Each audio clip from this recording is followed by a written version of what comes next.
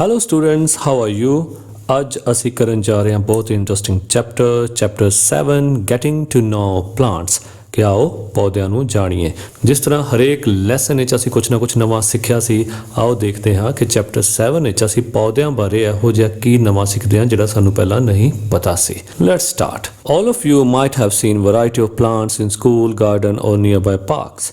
ਤੁਸੀਂ ਸਾਰਿਆਂ ਨੇ ਸਕੂਲ ਦੇ ਬਗੀਚਿਆਂ ਜਾਂ ਆਸ-ਪਾਸ ਦੇ ਪਾਰਕਾਂ ਵਿੱਚ ਵੱਖ-ਵੱਖ ਤਰ੍ਹਾਂ ਦੇ ਪੌਦੇ ਵੇਖੇ ਹੋਣਗੇ। Do all have same colour, height, habitat, shape and structure? ਕੀ ਉਹਨਾਂ ਸਾਰਿਆਂ ਦਾ ਰੰਗ, ਉਚਾਈ, ਆਵਾਸ, ਆਕਾਰ ਅਤੇ ਬਣਤਰ ਇੱਕੋ ਜਿਹੀ ਹੈ? No, some plants have flowers while others do not have.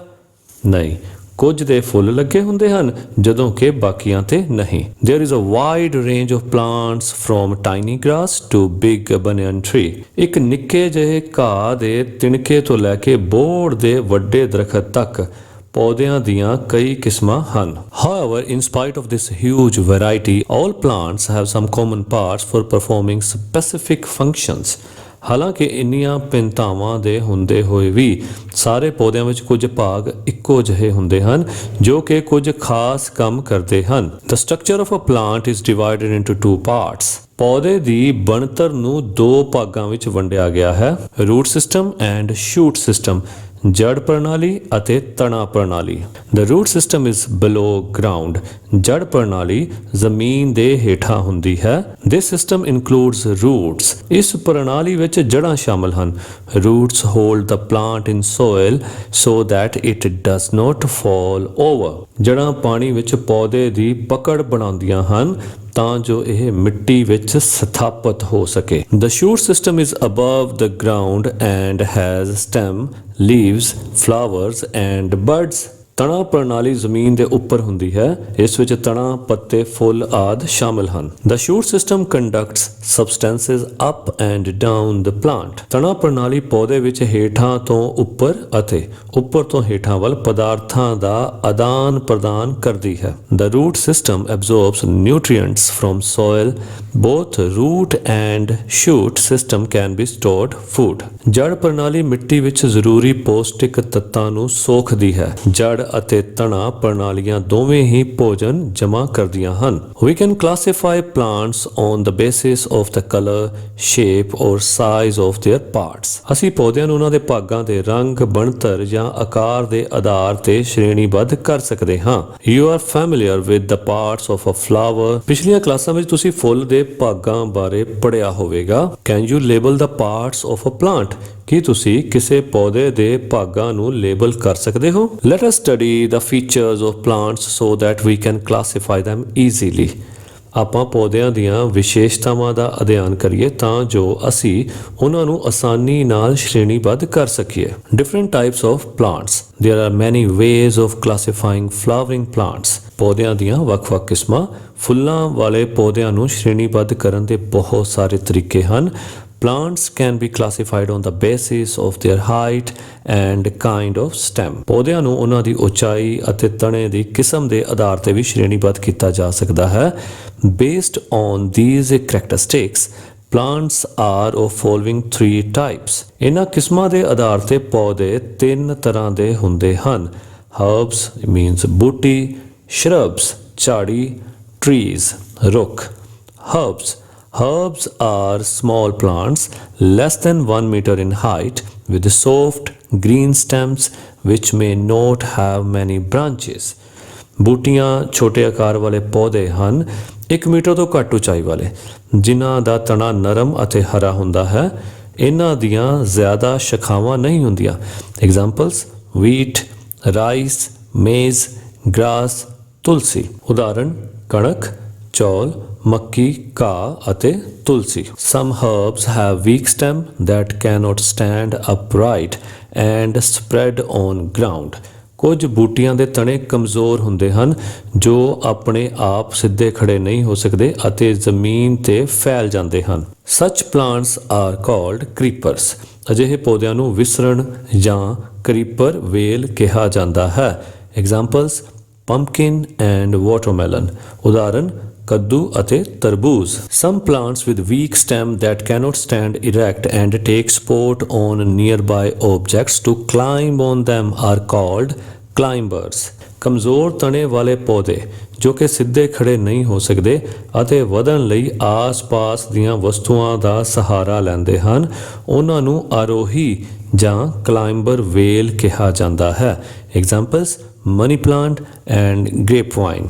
ਉਦਾਹਰਨ ਮਨੀ ਪਲਾਂਟ ਅਤੇ ਅੰਗੂਰ। ਸ਼ਰਬਸ ਝਾੜੀ। Shrubs are medium-sized plants 1 to 3 meters in height with hard stem which branch near the base। ਝਾੜੀ ਦਰਮਿਆਨੇ ਆਕਾਰ ਵਾਲੇ 1 ਤੋਂ 3 ਮੀਟਰ ਉਚਾਈ ਵਾਲੇ ਪੌਦੇ ਹਨ। ਉਹਨਾਂ ਦਾ ਤਣਾ ਸਖਤ ਹੁੰਦਾ ਹੈ ਅਤੇ ਇਹਨਾਂ ਦੀਆਂ ਸ਼ਾਖਾਵਾਂ ਤਣੇ ਦੇ ਆਧਾਰ ਦੇ ਯਾਨੀ ਜ਼ਮੀਨ ਦੇ ਨਾਲ ਬਿਲਕੁਲ ਨੇੜੇ ਹੁੰਦੀਆਂ ਹਨ।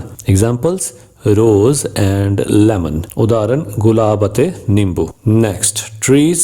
Trees are tall and large plants more than 3 meters in height. They have strong stem called trunk which usually branches in upper part। Examples mango, neem and banyan। ਰੁੱਖ ਲੰਬੇ ਅਤੇ ਵੱਡੇ ਆਕਾਰ ਦੇ ਪੌਦੇ ਹਨ। ਉਚਾਈ ਲਗਭਗ 3 ਮੀਟਰ ਤੋਂ ਵੱਧ।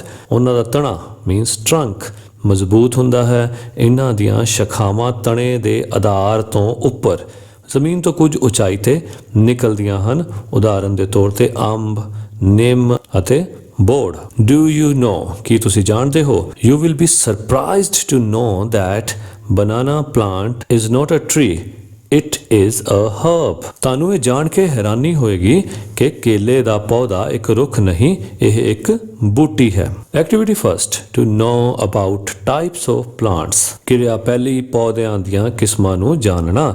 ਟੇਕ a walk in your school and your nearby park. ਆਪਣੇ ਸਕੂਲ ਜਾਂ ਉਸ ਦੇ ਆਸ-ਪਾਸ ਦੇ ਪਾਰਕ ਵਿੱਚ ਸੈਰ ਕਰੋ।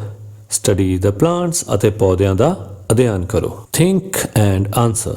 Rose plant is a shrub, mango plant is a tree, wheat plant is a herb. Next, parts of a plant. The plants have different parts. Each part of a plant has a specific function to perform. On the basis of structure, a plant is divided into two parts, root system and shoot system। ਪੌਦੇ ਦੇ ਹਿੱਸੇ। ਪੌਦਿਆਂ ਦੇ ਵੱਖ-ਵੱਖ ਹਿੱਸੇ ਹੁੰਦੇ ਹਨ। ਪੌਦੇ ਦੇ ਹਰ ਹਿੱਸੇ ਦਾ ਇੱਕ ਵਿਸ਼ੇਸ਼ ਕਾਰਜ ਹੁੰਦਾ ਹੈ। ਬਣਤਰ ਦੇ ਆਧਾਰ ਤੇ ਪੌਦੇ ਨੂੰ ਦੋ ਭਾਗਾਂ ਵਿੱਚ ਵੰਡਿਆ ਜਾ ਸਕਦਾ ਹੈ, ਜੜ ਪ੍ਰਣਾਲੀ ਅਤੇ ਤਣਾ ਪ੍ਰਣਾਲੀ। The root system, the underground part of the plant is called root system। ਤਾਂ ਆਓ ਪਹਿਲਾਂ ਦੇਖਦੇ ਹਾਂ ਜੜ ਪ੍ਰਣਾਲੀ। ਪੌਦੇ ਦੇ ਜ਼ਮੀਨ ਤੋਂ ਹੇਠਾਂ ਵਾਲੇ ਹਿੱਸੇ ਨੂੰ ਜੜ ਪ੍ਰਣਾਲੀ ਕਿਹਾ ਜਾਂਦਾ ਹੈ। Plants have two types of roots, taproot and fibrous root। ਪੌਦਿਆਂ ਦੀਆਂ ਜੜ੍ਹਾਂ ਦੋ ਤਰ੍ਹਾਂ ਦੀਆਂ ਹੁੰਦੀਆਂ ਹਨ, ਮੂਸਲ ਜੜ ਅਤੇ ਰੇਸ਼ੇਦਾਰ ਜੜ। Taproot, ਮੂਸਲ ਜੜ। This is the main root which grows vertically downwards from the radicle and gives off small lateral roots। ਇਹ ਮੁੱਖ ਜੜ ਹੈ ਜੋ ਜੜ ਦੇ ਆਧਾਰ ਤੋਂ ਲੰਬਕਾਰੀ ਤੌਰ ਤੇ ਹੇਠਾਂ ਵੱਲ ਉੱਗਦੀ ਹੈ ਅਤੇ ਪਾਸੇ ਦੀਆਂ ਛੋਟੀਆਂ-ਛੋਟੀਆਂ ਜੜ੍ਹਾਂ ਵਿੱਚ ਵੰਡੀ ਜਾਂਦੀ ਹੈ। The main root is also known as primary root and its branches are known as secondary roots। ਮੁੱਖ ਜੜ ਪ੍ਰਾਇਮਰੀ ਜੜ ਅਤੇ ਇਸ ਦੀਆਂ ਸ਼ਾਖਾਵਾਂ ਸੈਕੰਡਰੀ ਜੜ੍ਹਾਂ ਵਜੋਂ ਜਾਣੀਆਂ ਜਾਂਦੀਆਂ ਹਨ। Radish, neem, mango, gram, etc. have tap roots। ਮੂਲੀ, ਨਿੰਮ, ਅੰਬ, ਛੋਲੇ ਆਦਿ ਦੀਆਂ ਜੜ੍ਹਾਂ ਮੂਸਲ ਜੜ੍ਹਾਂ ਹੁੰਦੀਆਂ ਹਨ। Fibrous root, these roots don't have any main root। Fibrous root has a bunch of roots shooting from the base of stem and grows downwards in the soil। Grass, maize, sugarcane, wheat, banana, etc. have fibrous roots। ਰੇਸ਼ੇਦਾਰ ਜੜ। ਇਹਨਾਂ ਜੜ੍ਹਾਂ ਵਿੱਚ ਕੋਈ ਮੁੱਖ ਜੜ ਨਹੀਂ ਹੁੰਦੀ। ਰੇਸ਼ੇਦਾਰ ਜੜ੍ਹਾਂ ਦਾ ਇੱਕ ਸਮੂਹ ਹੁੰਦੀਆਂ ਹਨ ਜਿਹੜੀਆਂ ਤਣੇ ਦੇ ਆਧਾਰ ਤੋਂ ਸ਼ੁਰੂ ਹੁੰਦੀਆਂ ਹਨ ਅਤੇ ਮਿੱਟੀ ਵਿੱਚ ਹੇਠਾਂ ਵੱਲ ਵੱਧਦੀਆਂ ਹਨ। ਘਾਹ, ਮੱਕੀ, ਕਣਕ, ਕੇਲਾ ਆਦਿ ਦੀਆਂ ਜੜ੍ਹਾਂ ਰੇਸ਼ੇਦਾਰ ਹੁੰਦੀਆਂ ਹਨ। ਫੰਕਸ਼ਨਸ ਆਫ ਰੂਟਸ, ਜੜ੍ਹਾਂ ਦੇ ਕੰਮ। Roots anchor the plant in soil so that it does not fall over. ਜੜ੍ਹਾਂ ਮਿੱਟੀ ਵਿੱਚ ਪੌਦੇ ਦੀ ਪਕੜ ਬਣਾਉਂਦੀਆਂ ਹਨ ਤਾਂ ਜੋ ਇਹ ਡਿੱਗ ਨਾ ਪਵੇ। Roots absorb water and minerals from soil। ਜੜ੍ਹਾਂ ਮਿੱਟੀ ਵਿੱਚੋਂ ਪਾਣੀ ਅਤੇ ਖਣਿਜਾਂ ਨੂੰ ਸੋਖਦੀਆਂ ਹਨ। Some roots store food material also, e.g. beetroot and turnip. ਕੁਝ ਜੜ੍ਹਾਂ ਭੋਜਨ ਵੀ ਜਮ੍ਹਾਂ ਕਰਦੀਆਂ ਹਨ, ਉਦਾਹਰਨ ਚਕੁੰਦਰ ਅਤੇ ਗਾਜਰ। Roots prevent soil erosion. ਜੜ੍ਹਾਂ ਮਿੱਟੀ ਨੂੰ ਖੁਰਨ ਤੋਂ ਰੋਕਦੀਆਂ ਹਨ। Difference between tap and fibrous root. ਮੂਸਲ ਜੜ ਅਤੇ ਰੇਸ਼ੇਦਾਰ ਜੜ ਵਿੱਚ ਅੰਤਰ। Tap root penetrate deep into soil. ਮਿੱਟੀ ਦੇ ਅੰਦਰ ਡੂੰਘਾਈ ਤੱਕ ਜਾਂਦੀਆਂ ਹਨ, ਜਦੋਂ ਕਿ fibrous root shallow and don't penetrate deeply as tap roots into soil. ਇਹ ਮੂਸਲ ਜੜ੍ਹਾਂ ਵਾਂਗ ਮਿੱਟੀ ਵਿੱਚ ਡੂੰਘਾਈ ਤੱਕ ਨਹੀਂ ਜਾਂਦੀਆਂ। Tap root have a long main primary root. ਇੱਕ ਲੰਬੀ ਮੁੱਖ ਜੜ ਹੁੰਦੀ ਹੈ। Fibrous root do not contain any main root. ਕੋਈ ਮੁੱਖ ਜੜ ਨਹੀਂ ਹੁੰਦੀ। Tap root. The roots are of different thickness. ਜੜ੍ਹਾਂ ਵੱਖ-ਵੱਖ ਮੋਟਾਈ ਦੀਆਂ ਹੁੰਦੀਆਂ ਹਨ। Fibrous root. The roots are of same thickness. ਜੜ੍ਹਾਂ ਦੀ ਮੋਟਾਈ ਇੱਕੋ ਜਿਹੀ ਹੁੰਦੀ ਹੈ। Tap root found in plants which have reticulate venation in their leaves. ਇਹ ਉਹਨਾਂ ਪੌਦਿਆਂ ਵਿੱਚ ਮਿਲਦੀਆਂ ਹਨ ਜਿਨ੍ਹਾਂ ਦੇ ਪੱਤਿਆਂ ਵਿੱਚ ਜਾਲੀਦਾਰ ਸ਼ਿਰਾ ਵਿਨਿਆਸ ਹੁੰਦਾ ਹੈ। Fibrous found in plants which have parallel venation in their leaves. ਇਹ ਉਹਨਾਂ ਪੌਦਿਆਂ ਵਿੱਚ ਮਿਲਦੀਆਂ ਹਨ ਜਿਨ੍ਹਾਂ ਦੇ ਪੱਤਿਆਂ ਵਿੱਚ ਸਮਾਨ ਅੰਤਰ ਸ਼ਿਰਾ ਵਿਨਿਆਸ ਹੁੰਦਾ ਹੈ। Activity 3 to demonstrate that roots are necessary for absorption of water and minerals from soil. ਕਿਰਿਆ ਤੀਸਰੀ, ਇਹ ਦਰਸਾਉਣਾ ਕਿ ਮਿੱਟੀ ਵਿੱਚ ਪਾਣੀ ਅਤੇ ਖਣਿਜਾਂ ਦੇ ਸੋਖਣ ਲਈ ਜੜ੍ਹਾਂ ਜ਼ਰੂਰੀ ਹਨ। Material required. ਲੋੜੀਂਦੀ ਸਮੱਗਰੀ 2 pots filled with soil, 2 weed plants, water and a pair of scissors. ਲੋੜੀਂਦੀ ਸਮੱਗਰੀ ਮਿੱਟੀ ਨਾਲ ਭਰੇ 2 ਗਮਲੇ, 2 ਨਦੀਨ ਪੌਦੇ, ਪਾਣੀ ਅਤੇ ਇੱਕ ਕੈਂਚੀ। Procedure. Label the both pots as A and B. ਵਿਧੀ 2 ਗਮਲਿਆਂ ਨੂੰ ਊੜਾ ਅਤੇ ਐੜਾ ਵਜੋਂ ਲੇਬਲ ਕਰੋ। Second, pull out 2 small weeds of nearly the same height. ਲਗਭਗ ਇੱਕੋ ਜਿਹੀ ਉਚਾਈ ਦੀਆਂ 2 ਬੂਟੀਆਂ ਜੜ੍ਹਾਂ ਸਮੇਤ ਪੁੱਟੋ। Third, plant the first weed in pot A. ਤੀਸਰਾ, ਪਹਿਲੇ ਨਦੀਨ ਪੌਦੇ ਨੂੰ ਊੜਾ ਗਮਲੇ ਵਿੱਚ ਲਗਾਓ। Fourth, cut off the roots of second weed with the help of scissors and plant it in pot B. ਕੈਂਚੀ ਦੀ ਮਦਦ ਨਾਲ ਦੂਜੇ ਨਦੀਨ ਪੌਦੇ ਦੀਆਂ ਜੜ੍ਹਾਂ ਕੱਟ ਕੇ ਇਸ ਨੂੰ ਐੜਾ ਗਮਲੇ ਵਿੱਚ ਲਗਾਓ। Fifth, regularly water them and provide them proper sunlight and air. Observe after a week. ਉਹਨਾਂ ਨੂੰ ਰੋਜ਼ਾਨਾ ਪਾਣੀ ਦਿਓ ਅਤੇ ਸਹੀ ਧੁੱਪ ਅਤੇ ਹਵਾ ਪ੍ਰਦਾਨ ਕਰੋ ਅਤੇ 1 ਹਫ਼ਤੇ ਬਾਅਦ ਉਸ ਦਾ ਨਿਰੀਖਣ ਕਰੋ। Observation. ਨਿਰੀਖਣ plant in pot A remains healthy and growing and that in pot B wilts. ਊੜਾ ਗਮਲੇ ਵਿੱਚ ਪੌਦਾ ਤੰਦਰੁਸਤ ਅਤੇ ਵੱਧਦਾ ਰਹਿੰਦਾ ਹੈ, ਪਰ ਐੜਾ ਗਮਲੇ ਵਿੱਚ ਪੌਦਾ ਮੁਰਝਾ ਜਾਂਦਾ ਹੈ। Conclusion. Sitta. Roots are essential for the absorption of water and minerals from the soil. ਮਿੱਟੀ ਵਿੱਚੋਂ ਪਾਣੀ ਅਤੇ ਖਣਿਜਾਂ ਨੂੰ ਸੋਖਣ ਲਈ ਜੜ੍ਹਾਂ ਜ਼ਰੂਰੀ ਹਨ। Think and answer. ਸੋਚੋ ਅਤੇ ਉੱਤਰ ਦਿਓ। Dash help in absorption of water and minerals from the soil. Roots. Why does plant in pot B wilt? Because it has no roots. Activity 4 to observe that roots hold the plant in soil. ਕਿਰਿਆ ਚੌਥੀ, ਨਿਰੀਖਣ ਕਰਨਾ ਕਿ ਜੜ੍ਹਾਂ ਮਿੱਟੀ ਵਿੱਚ ਪੌਦੇ ਦੀ ਪਕੜ ਮਜ਼ਬੂਤ ਕਰਦੀਆਂ ਹਨ। Material required. A plant, preferably a weed. ਲੋੜੀਂਦੀ ਸਮੱਗਰੀ ਇੱਕ ਪੌਦਾ, ਨਦੀਨ ਪੌਦਿਆਂ ਨੂੰ ਤਰਜੀਹ ਦਿੱਤੀ ਜਾਵੇ। Method. Try to pull some plants, preferably weeds, from ground. ਵਿਧੀ ਜ਼ਮੀਨ ਵਿੱਚ ਕੁਝ ਪੌਦੇ, ਨਦੀਨ ਪੌਦਿਆਂ ਨੂੰ ਤਰਜੀਹ ਦਿੱਤੀ ਜਾਵੇ। ਪੁੱਟਣ ਦੀ ਕੋਸ਼ਿਸ਼ ਕਰੋ। Observation. Plants are not easily uprooted. ਸੋ ਨਿਰੀਖਣ ਕੀ ਕਰੋਗੇ ਕਿ ਪੌਦੇ ਆਸਾਨੀ ਨਾਲ ਜੜੋਂ ਉਖਾੜੇ ਨਹੀਂ ਜਾ ਸਕੇ। Conclusion. ਸਿੱਟਾ ਕੀ ਨਿਕਲਿਆ? Roots anchor to hold the plant in the soil. ਜੜ੍ਹਾਂ ਮਿੱਟੀ ਵਿੱਚ ਪੌਦੇ ਦੀ ਪਕੜ ਬਣਾਉਣ ਵਿੱਚ ਮਦਦ ਕਰਦੀਆਂ ਹਨ। Think and answer. ਸੋਚੋ ਅਤੇ ਉੱਤਰ ਦਿਓ। Question first. It is not easy to pull out a plant from the soil because it has strong roots. Next. The shoot system, ਤਣਾ ਪ੍ਰਣਾਲੀ. The portion of plant above the ground is called shoot system. ਪੌਦੇ ਦੇ ਜ਼ਮੀਨ ਤੋਂ ਉੱਪਰ ਵਾਲੇ ਹਿੱਸੇ ਨੂੰ ਤਣਾ ਪ੍ਰਣਾਲੀ ਕਿਹਾ ਜਾਂਦਾ ਹੈ. It includes leaves, buds, stem and flowers. ਇਸ ਵਿੱਚ ਪੱਤੇ, ਕਲੀ, ਤਣਾ, ਫਲ ਅਤੇ ਫੁੱਲ ਸ਼ਾਮਲ ਹਨ. A. Stem, ਤਣਾ. Stem forms the main axis of the plant. The stem of a tree is called trunk. It bears nodes and internodes. ਤਣਾ ਪੌਦੇ ਦਾ ਮੁੱਖ ਧੁਰਾ ਹੁੰਦਾ ਹੈ. ਇਸ ਵਿੱਚ ਗੰਢਾਂ, nodes ਅਤੇ ਅੰਤਰਗੰਢਾਂ ਹੁੰਦੀਆਂ ਹਨ. The place where the branches and leaves arise on the stem is called the node. ਤਣੇ ਦੇ ਜਿਸ ਭਾਗ ਤੋਂ ਨਵੀਆਂ ਸ਼ਾਖਾਵਾਂ ਅਤੇ ਪੱਤੇ ਉੱਭਰਦੇ ਹਨ ਉਸ ਨੂੰ node means ਗੰਢ ਕਹਿੰਦੇ ਹਨ. The region between the two adjacent nodes is called internode. ਦੋ ਗੰਢਾਂ ਦੇ ਵਿਚਕਾਰ ਦੀ ਜਗ੍ਹਾ ਨੂੰ ਅੰਤਰਗੰਢ ਕਿਹਾ ਜਾਂਦਾ ਹੈ. The small outgrowths on the stem are called buds. ਤਣੇ ਦੇ ਛੋਟੇ ਛੋਟੇ ਉਭਾਰਾਂ ਨੂੰ ਕਲੀਆਂ ਕਿਹਾ ਜਾਂਦਾ ਹੈ. Functions of stem. ਤਣੇ ਦੇ ਕੰਮ.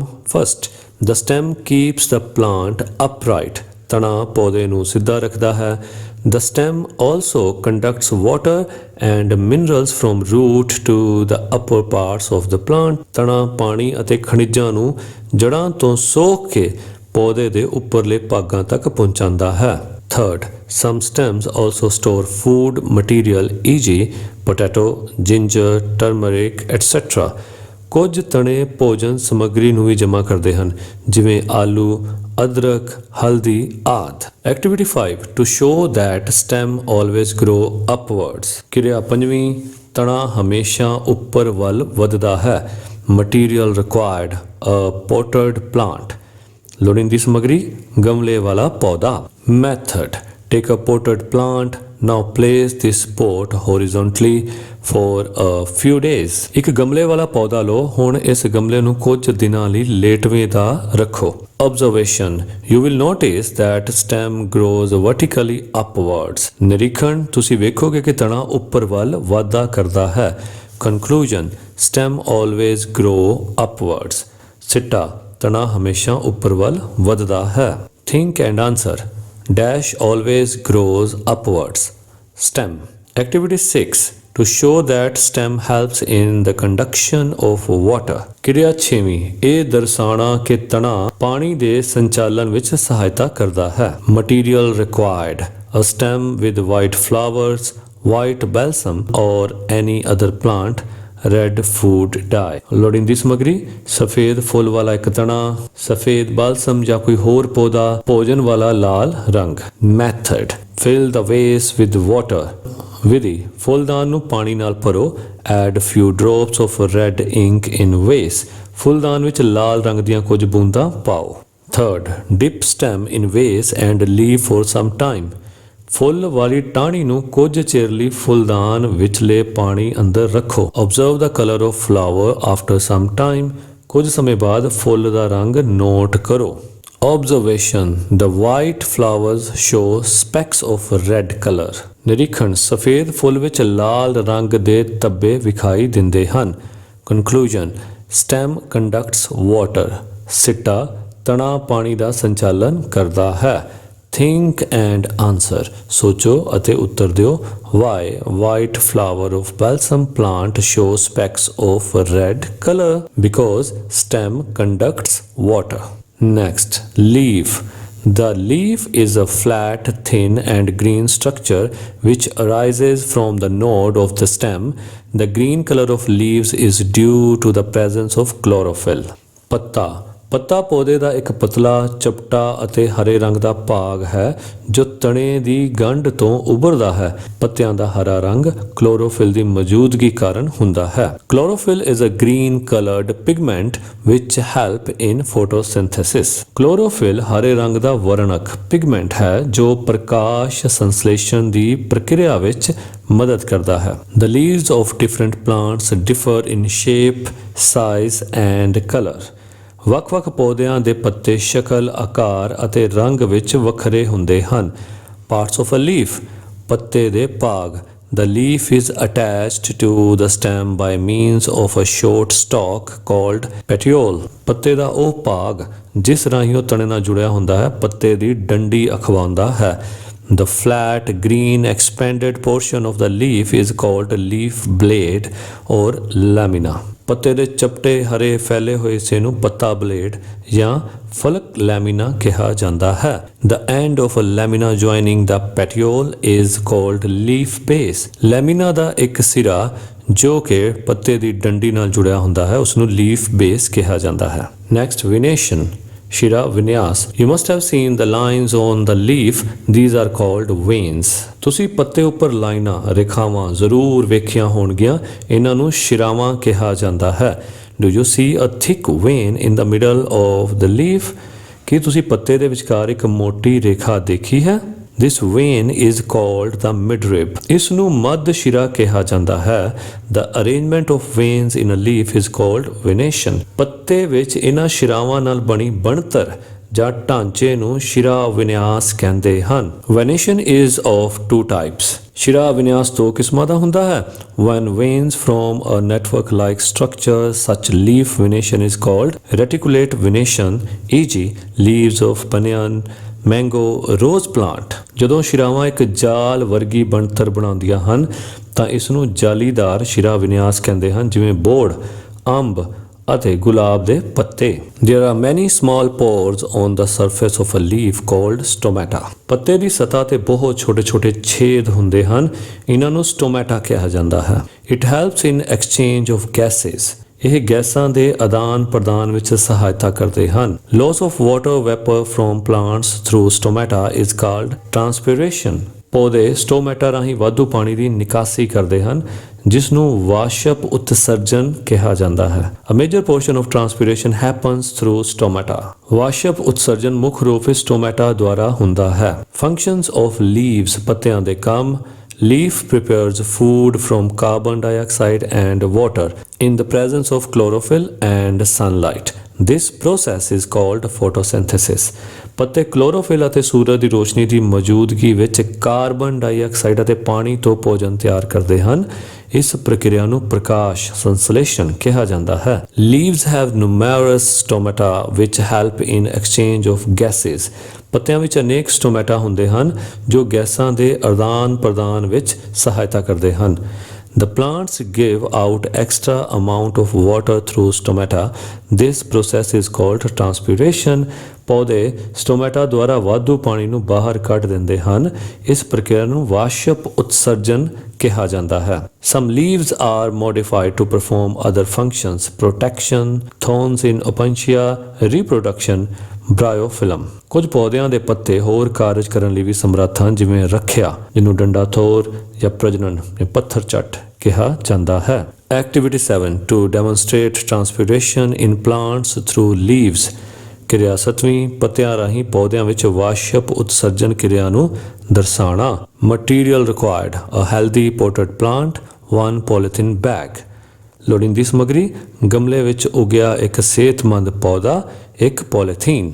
Method: take a healthy potted plant. ਵਿਧੀ: ਗਮਲੇ ਵਿੱਚ ਉਗਿਆ ਇੱਕ ਸਿਹਤਮੰਦ ਪੌਦਾ ਲਓ। Enclose one of its branches in a transparent polythene bag. ਪੌਦੇ ਦੀ ਇੱਕ ਸ਼ਾਖਾ ਪਾਰਦਰਸ਼ੀ ਪੋਲੀਥੀਨ ਲਿਫਾਫੇ ਵਿੱਚ ਪਾ ਦਿਓ। Close the mouth of the bag with string. ਧਾਗੇ ਨਾਲ ਲਿਫਾਫੇ ਦਾ ਮੂੰਹ ਬੰਦ ਕਰ ਦਿਓ। Observe the plant after some time. ਕੁਝ ਸਮੇਂ ਬਾਅਦ ਪੌਦੇ ਨੂੰ ਦੇਖੋ। Observation, ਨਿਰੀਖਣ: You will find a few droplets of water inside the bag. ਤੁਹਾਨੂੰ ਲਿਫਾਫੇ ਦੇ ਅੰਦਰ ਪਾਣੀ ਦੀਆਂ ਕੁਝ ਬੂੰਦਾਂ ਮਿਲਣਗੀਆਂ। Conclusion, ਸਿੱਟਾ: Plant loses water by transpiration through leaves. ਪੌਦੇ ਪੱਤਿਆਂ ਰਾਹੀਂ ਵਾਸ਼ਪ ਉਤਸਰਜਨ ਕਰਕੇ ਪਾਣੀ ਦੀ ਨਿਕਾਸੀ ਕਰਦੇ ਹਨ। Think and answer. ਸੋਚੋ ਅਤੇ ਉੱਤਰ ਦਿਓ। Question first. What are stomata?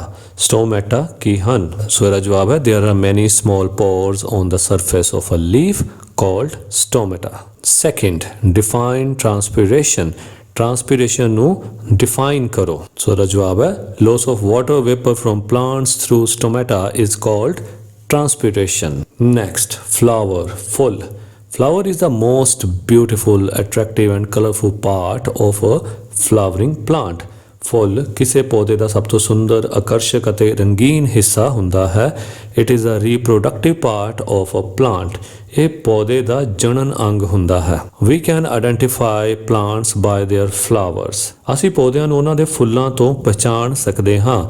The flower is attached to the stem by a stalk called pedicel. ਫੁੱਲ ਜਿਸ ਭਾਗ ਰਾਹੀਂ ਤਣੇ ਨਾਲ ਜੁੜਿਆ ਹੁੰਦਾ ਹੈ ਉਸ ਨੂੰ ਡੰਡੀ means pedicel ਕਹਿੰਦੇ ਹਨ। Parts of a flower, ਫੁੱਲ ਦੇ ਹਿੱਸੇ। Sepals, the outermost green leafy structures are the sepals and collectively called calyx. ਫੁੱਲ ਦੀਆਂ ਬਾਹਰੀ ਹਰੀਆਂ ਪੱਤੇ ਵਰਗੀਆਂ ਬਣਤਰਾਂ ਹਰੀਆਂ ਪੱਤੀਆਂ ਹਨ ਅਤੇ ਸਮੂਹਿਕ ਤੌਰ ਤੇ ਇਹਨਾਂ ਨੂੰ calyx ਕਹਿੰਦੇ ਹਨ। Calyx protect the flower in bud stage. ਕੈਲਿਕਸ ਫੁੱਲ ਦੇ ਖਿੜਨ ਤੋਂ ਪਹਿਲਾਂ ਕਲੀ ਨੂੰ ਸੁਰੱਖਿਅਤ ਰੱਖਣ ਵਿੱਚ ਮਦਦ ਕਰਦੀਆਂ ਹਨ। Petals, the bright colored leaf-like structures next to the sepals are called petals. ਪੰਖੜੀਆਂ, ਹਰੀਆਂ ਪੱਤੀਆਂ ਤੋਂ ਅੰਦਰਲੇ ਭਾਗ ਨੂੰ ਪੰਖੜੀਆਂ ਕਿਹਾ ਜਾਂਦਾ ਹੈ। ਇਹ ਰੰਗਦਾਰ ਪੱਤੇ ਵਰਗੀਆਂ ਬਣਤਰਾਂ ਹਨ। Petal attracts insects and help in reproduction. ਇਹ ਕੀੜੇ ਮਕੌੜਿਆਂ ਨੂੰ ਆਕਰਸ਼ਿਤ ਕਰਦੀਆਂ ਹਨ ਅਤੇ ਪ੍ਰਜਨਨ ਵਿੱਚ ਸਹਾਇਤਾ ਕਰਦੀਆਂ ਹਨ। Petals are collectively called corolla. ਪੰਖੜੀਆਂ ਨੂੰ ਸਮੂਹਿਕ ਤੌਰ ਤੇ corolla ਵੀ ਕਹਿੰਦੇ ਹਨ। Stamens, they are found just inside the petals of the flower. ਪੁੰਕੇਸਰ, ਇਹ ਫੁੱਲਾਂ ਦੀਆਂ ਪੰਖੜੀਆਂ ਦੇ ਅੰਦਰ ਪਾਏ ਜਾਂਦੇ ਹਨ। Stamen is the male part of flower. ਇਹ ਫੁੱਲ ਦਾ ਨਰ ਭਾਗ ਹੈ। Each stamen consists of a thin stalk called filament and two lobed head called anther. ਹਰੇਕ ਪੁੰਕੇਸਰ ਵਿੱਚ ਇੱਕ ਪਤਲੀ ਡੰਡੀ ਹੁੰਦੀ ਹੈ ਜਿਸ ਨੂੰ ਤੰਤੂ ਕਹਿੰਦੇ ਹਨ ਅਤੇ ਦੋ ਹਿੱਸਿਆਂ ਵਾਲੇ ਸਿਖਰਲੇ ਭਾਗ ਨੂੰ ਪਰਾਗ ਕੋਸ਼ ਕਹਿੰਦੇ ਹਨ। The anther products pollen grains and takes part in reproduction. ਪਰਾਗ ਕੋਸ਼ ਪਰਾਗ ਕਣ ਪੈਦਾ ਕਰਦੇ ਹਨ ਅਤੇ ਪ੍ਰਜਨਨ ਵਿੱਚ ਹਿੱਸਾ ਲੈਂਦੇ ਹਨ। Pistil, it is the female part of flower. It is a flask-shaped structure in the middle of flower. It is further divided into. ਇਹ ਫੁੱਲ ਦਾ ਮਾਦਾ ਭਾਗ ਹੈ। ਇਹ ਪਤਲਾ ਬੋਤਲ ਆਕਾਰ ਦਾ ਢਾਂਚਾ ਹੈ ਜੋ ਫੁੱਲ ਦੇ ਕੇਂਦਰ ਵਿੱਚ ਮੌਜੂਦ ਹੁੰਦਾ ਹੈ। ਇਸ ਨੂੰ ਅੱਗੇ 3 ਭਾਗਾਂ ਵਿੱਚ ਵੰਡਿਆ ਗਿਆ ਹੈ। First, ovary, ਅੰਡਕੋਸ਼. The lower broader portion of the pistil is called ovary. ਇਸਤਰੀ ਕੇਸਰ ਦੇ ਹੇਠਲੇ ਚੌੜੇ ਹਿੱਸੇ ਨੂੰ ਅੰਡਕੋਸ਼ ਕਿਹਾ ਜਾਂਦਾ ਹੈ। It contains the ovals which take part in reproduction. ਇਸ ਵਿੱਚ ਬੀਜ ਅੰਡ ਹੁੰਦੇ ਹਨ ਜੋ ਪ੍ਰਜਨਨ ਵਿੱਚ ਹਿੱਸਾ ਲੈਂਦੇ ਹਨ। Style, the narrow middle portion of the pistil is called style. Vartika, ਇਸਤਰੀ ਕੇਸਰ ਦੇ ਤੰਗ ਮੱਧ ਭਾਗ ਨੂੰ ਵਰਤਿਕਾ ਕਿਹਾ ਜਾਂਦਾ ਹੈ। Stigma, ਵਰਤਿਕਾਗਰ. The sticky end at the top of the style is called stigma. Vartika ਦੇ ਸਿਖਰ ਤੇ ਚਿਪਚਿਪੇ ਭਾਗ ਨੂੰ ਵਰਤਿਕਾਗਰ ਕਿਹਾ ਜਾਂਦਾ ਹੈ। We have studied some features and functions of leaves, stems, roots and flowers. We will learn about fruits and seeds in higher classes. ਅਸੀਂ ਪੱਤਿਆਂ, ਤਣਿਆਂ, ਜੜ੍ਹਾਂ ਅਤੇ ਫੁੱਲਾਂ ਦੀਆਂ ਕੁਝ ਵਿਸ਼ੇਸ਼ਤਾਵਾਂ ਤੇ ਕਾਰਜਾਂ ਬਾਰੇ ਜਾਣ ਚੁੱਕੇ ਹਾਂ। ਅਗਲੀਆਂ ਸ਼੍ਰੇਣੀਆਂ ਵਿੱਚ ਅਸੀਂ ਫਲਾਂ ਅਤੇ ਬੀਜਾਂ ਬਾਰੇ ਸਿੱਖਾਂਗੇ। ਸਮਰੀ, ਯਾਦ ਰੱਖਣ ਯੋਗ ਗੱਲਾਂ। Plants are usually grouped into herbs, shrubs, trees and climbers based on their height, stems and branches. ਆਮ ਤੌਰ ਤੇ ਪੌਦਿਆਂ ਦਾ ਵਰਗੀਕਰਨ ਉਹਨਾਂ ਦੀ ਉਚਾਈ, ਤਣੇ ਅਤੇ ਸ਼ਾਖਾਵਾਂ ਦੇ ਆਧਾਰ ਤੇ ਬੂਟੀ, ਝਾੜੀ, ਰੁੱਖ ਅਤੇ ਵੇਲ ਵਿੱਚ ਕੀਤਾ ਜਾਂਦਾ ਹੈ। The stem bears leaves, flowers and fruits and divided into nodes and internodes. ਤਣੇ ਦੇ ਪੱਤੇ, ਫੁੱਲ ਅਤੇ ਫਲ ਹੁੰਦੇ ਹਨ ਅਤੇ ਇਸ ਨੂੰ ਗੰਢਾਂ ਅਤੇ ਅੰਤਰ ਗੰਢਾਂ ਵਿੱਚ ਵੰਡਿਆ ਜਾਂਦਾ ਹੈ। A leaf is attached to the stem by soft and thin petiole. ਪੱਤਾ ਇੱਕ ਨਰਮ ਅਤੇ ਪਤਲੀ ਡੰਡੀ ਦੁਆਰਾ ਤਣੇ ਨਾਲ ਜੁੜਿਆ ਹੁੰਦਾ ਹੈ। The pattern of veins on the leaf is called venation. It can be reticulate or parallel. ਪੱਤੇ ਵਿੱਚ ਸ਼ਿਰਾਵਾਂ ਦਾ ਜਾਲ ਸ਼ਿਰਾ ਵਿਨਿਆਸ ਅਖਵਾਉਂਦਾ ਹੈ। ਇਹ ਜਾਲੀਦਾਰ ਜਾਂ ਸਮਾਨਾਂਤਰ ਹੋ ਸਕਦਾ ਹੈ। Leaves give out water vapor through the process of transpiration. ਪੱਤੇ ਵਾਸ਼ਪ ਉਤਸਰਜਨ ਵਿਧੀ ਰਾਹੀਂ ਪਾਣੀ ਨੂੰ ਹਵਾ ਵਿੱਚ ਛੱਡਦੇ ਹਨ। Green leaves make their food by the process of photosynthesis using carbon dioxide and water in the presence of sunlight. ਹਰੇ ਪੱਤੇ ਸੂਰਜ ਦੀ ਰੋਸ਼ਨੀ ਵਿੱਚ ਪਾਣੀ ਅਤੇ ਕਾਰਬਨ ਡਾਈਆਕਸਾਈਡ ਦੀ ਵਰਤੋਂ ਕਰਕੇ ਪ੍ਰਕਾਸ਼ ਸੰਸਲੇਸ਼ਣ ਦੀ ਵਿਧੀ ਰਾਹੀਂ ਆਪਣਾ ਭੋਜਨ ਆਪ ਬਣਾਉਂਦੇ ਹਨ। Roots are mainly of two types. Tap root and fibrous roots. ਜੜ੍ਹਾਂ ਆਮ ਤੌਰ ਤੇ ਦੋ ਤਰ੍ਹਾਂ ਦੀਆਂ ਹੁੰਦੀਆਂ ਹਨ, ਮੂਸਲ ਜੜ੍ਹਾਂ ਅਤੇ ਰੇਸ਼ੇਦਾਰ ਜੜ੍ਹਾਂ। Plants having leaves with reticulate venation have tap roots, while plants having leaves with parallel venation have fibrous roots. ਜਿਨ੍ਹਾਂ ਪੌਦਿਆਂ ਦੇ ਪੱਤਿਆਂ ਵਿੱਚ ਜਾਲੀਦਾਰ ਸ਼ਿਰਾ ਵਿਨਿਆਸ ਹੁੰਦਾ ਹੈ, ਉਹਨਾਂ ਦੀਆਂ ਜੜ੍ਹਾਂ ਮੂਸਲ ਜੜ੍ਹਾਂ ਹੁੰਦੀਆਂ ਹਨ। The stem conducts water from roots to the leaves and other parts, and food from leaves to other parts of the plant. ਤਣਾ ਜੜ੍ਹਾਂ ਤੋਂ ਪੱਤਿਆਂ ਅਤੇ ਦੂਜੇ ਭਾਗਾਂ ਤੱਕ ਪਾਣੀ ਅਤੇ ਪੱਤਿਆਂ ਤੋਂ ਪੌਦੇ ਦੇ ਦੂਜੇ ਹਿੱਸਿਆਂ ਤੱਕ ਭੋਜਨ ਪਹੁੰਚਾਉਂਦਾ ਹੈ। The parts of a flower are sepals, petals, stamens and pistil. ਫੁੱਲਾਂ ਦੇ ਵੱਖ-ਵੱਖ ਭਾਗ ਹਨ, ਹਰੀਆਂ ਪੱਤੀਆਂ, ਪੰਖੜੀਆਂ, ਪੁੰਕੇਸਰ ਅਤੇ ਇਸਤਰੀ ਕੇਸਰ। Stamen represents the male reproductive organ, while pistil is the female reproductive organ. ਪੁੰਕੇਸਰ ਨਰ ਜਣਨ ਭਾਗ ਹੈ ਅਤੇ ਇਸਤਰੀ ਕੇਸਰ ਮਾਦਾ ਜਣਨ ਭਾਗ ਹੈ। ਓਕੇ ਜੀ, ਸੋ ਇਹ ਸੀ ਸਾਡਾ ਲੈਸਨ। ਬਹੁਤ ਹੀ ਨਵਾਂ ਕੁਝ ਸਿੱਖਣ ਨੂੰ ਮਿਲਿਆ ਐਂਡ ਆਈ ਹੋਪ ਕਿ ਤੁਹਾਨੂੰ ਵੀ ਬਹੁਤ ਕੁਝ ਨਵਾਂ ਸਿੱਖਣ ਵਿੱਚ ਮਿਲਿਆ ਹੋਵੇਗਾ। ਸੋ ਮਿਲਦੇ ਹਾਂ ਅਗਲੀ ਵੀਡੀਓ ਵਿੱਚ। Thank you so much.